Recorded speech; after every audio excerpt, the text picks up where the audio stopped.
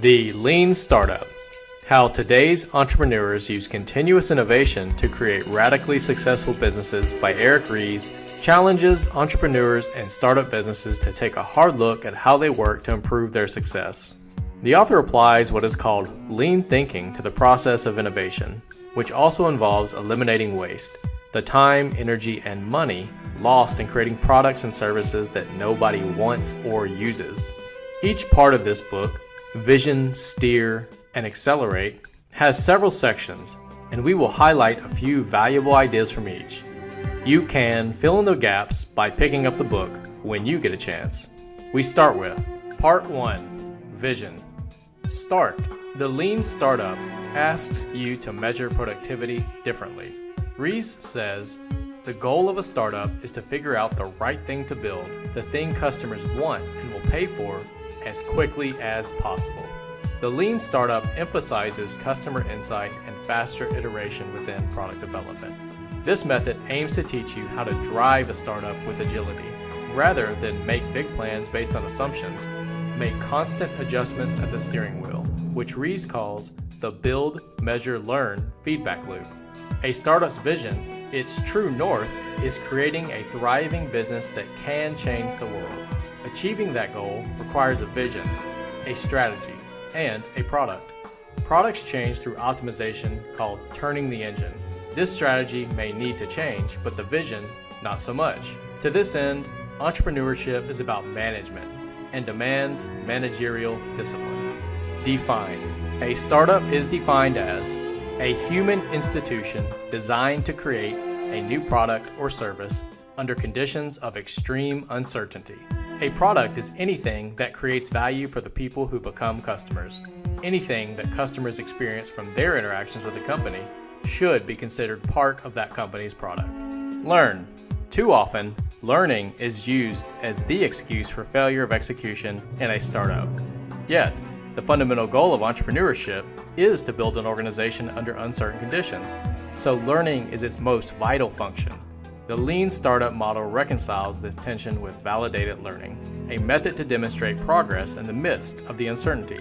Empirical demonstration shows a team has found insight about a startup's business prospects with data collected from real customers.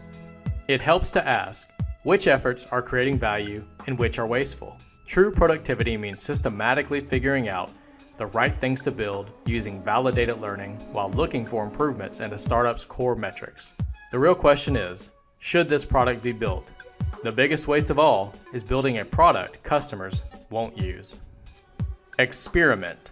In the Lean Startup model, an experiment is a product. The two most important assumptions or experiments entrepreneurs make are the value hypothesis and the growth hypothesis. The value hypothesis tests whether a product or service really delivers value to customers once they are using it. The growth hypothesis tests how new customers will discover a product or service. Entrepreneurs can create what is called a minimum viable product, or MVP, to test both. Start a campaign, enlist early adopters, add employees to each new iteration, and begin building a product. By the time the product is ready to be distributed, it will already have customers, solved real problems, and you will have data on what needs to be built based on what's working now.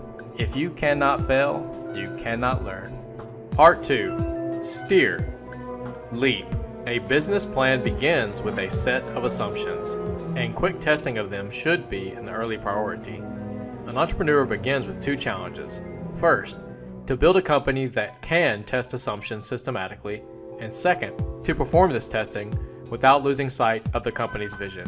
These assumptions are called leaps of faith, like the ones mentioned earlier, the value hypothesis and growth hypothesis. You have to figure out if a new product or service creates value or destroys it. Startups need real contact with customers to understand them and the problems they can help solve. Test. The MVP, a minimum viable product, gets entrepreneurs into learning as quickly as possible and also is the fastest way to get through the build, measure, learn loop with the least effort. Keep your MVP simple. Any additional work beyond what is required to start learning is a waste. Customers don't care how much time something takes to build, only if what you build serves their needs. Measure. A startup must 1. Measure and assess where it is right now. And 2, create experiments to learn how to move the numbers closer to the ideal numbers in the business plan. Accounting, or what Ries calls innovation accounting, is the key to succeeding. Here is how it works in 3 steps. 1. Use an MVP to establish data on where the company is right now. 2.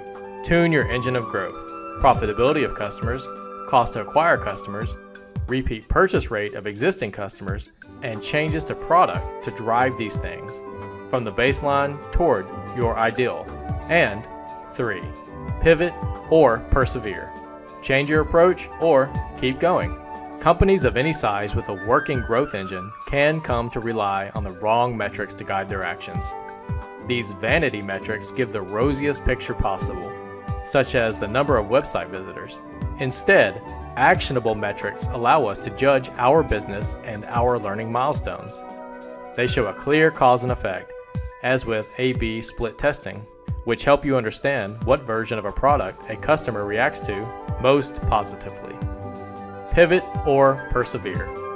As an entrepreneur, are you making enough progress to conclude your strategy is correct, or do you need to make a change? Change in this context is called a pivot, a course correction that tests a new hypothesis about your product, strategy, or an engine of growth. Startup productivity is about aligning efforts that create value and drive growth. If you choose to persevere for too long without creating value or driving growth, creative potential falls victim. The runway is how many pivots a startup can still make. This is usually defined as the remaining cash in the bank divided by the monthly burn rate or drain on the account balance. Cutting costs, raising funds, or getting to each pivot faster extends the runway. The goal is always to get validated learning at lower cost or in a shorter time. Part 3. Accelerate. Batch. In lean manufacturing, single-piece flow increases efficiency of repeat tasks. For example, putting stamps on a big stack of envelopes seems more efficient than inserting a letter, addressing each envelope, and then adding the stamp. We expect to get better at the simple task of putting stamps on all the envelopes as we go. This isn't always true. Our intuition doesn't factor in the extra time it takes to sort, stack, and move around large piles of half-completed envelopes. Aim for small batches all the way down to single-piece flow along the whole supply chain. Large batches tend to result in additional work, delays, and interruptions. Grow. One simple rule characterizes sustainable growth.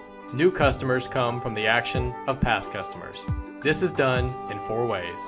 1. Word of mouth. 2. As side effect of product usage. 3. Through paid advertising. And 4. Through repeat purchase or use.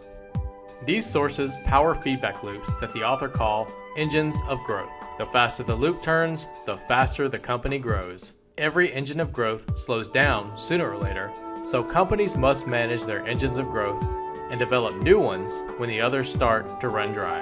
Adapt.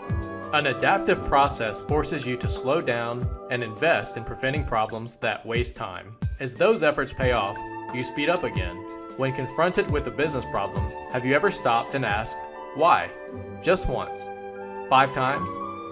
Repeatedly asking why helps uncover the root problem and correct it. What began as a technical fault could in fact be a human managerial issue. Startups in particular are at risk of working too fast, trading quality for time in a way that causes sloppy mistakes. Teams may feel they don't have time to waste on analyzing root causes, even though it would give them more time in the long run. The 5 whys provide a foundation for quick response to problems as they appear, without overinvesting and over-engineering. Innovate. Nurture disruptive innovation in your organization. Startups require 3 structural attributes: scarce but secure resources, independent authority to develop their business, and a personal stake in the outcome.